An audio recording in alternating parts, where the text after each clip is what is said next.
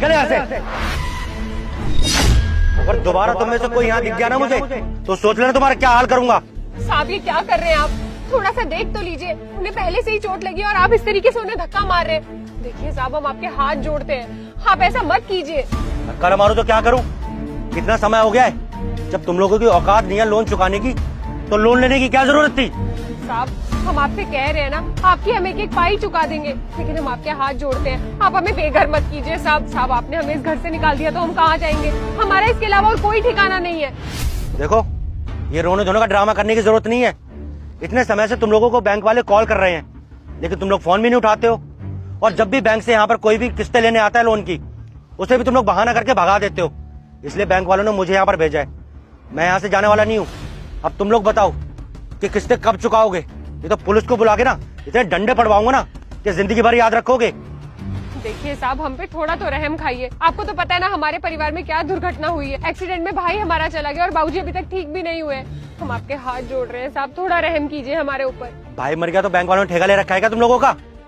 जब तुम लोगों को पता है कि तुम लोगों की हैसियत नहीं है पैसे चुकाने की तो क्यों लेते हो? अरे किसी अपने दोस्त यार से मांग लो ना, 150 रुपए, 1500 जितने तुम्हें चाहिए हो। क्यों चले आते हो बैंक में? जब तुम्हें लोन चाहिए होता है तो हाथ जोड़कर बाबूजी बाबूजी कह के पैरों में भी गिरने को तैयार हो जाते हो। और जब बैंक वाले तुम लोगों से पैसे मांगने आते हैं तो शक्ल छुपाकर घर में छुप जाते हो। इसलिए मुझे यहाँ मजबूरी आना पड़ा है। और देखो, अब फटाफट मुझे बताओ कि लोन कैसे और किस तरीके से चुकाओगे, वरना ये जमीन ना, सारे कागज मेरे पास ही हैं, दोबारा घुसने नहीं दूंगा यहाँ पर।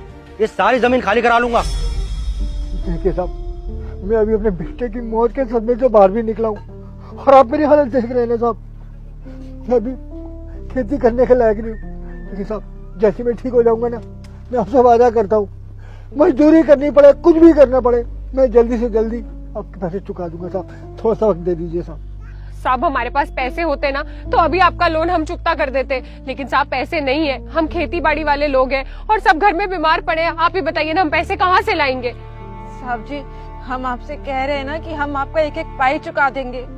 हमारे घर में सिर्फ कमाने वाला हमारे भाई थे और वो भी इस दुनिया से चले गए और हमारे बाबूजी की भी हालत ऐसी हो गई है। आप तो जानते हैं ना, दो बहनों का इन अजनबी शहर में रहना कितना मुश्किल होता है।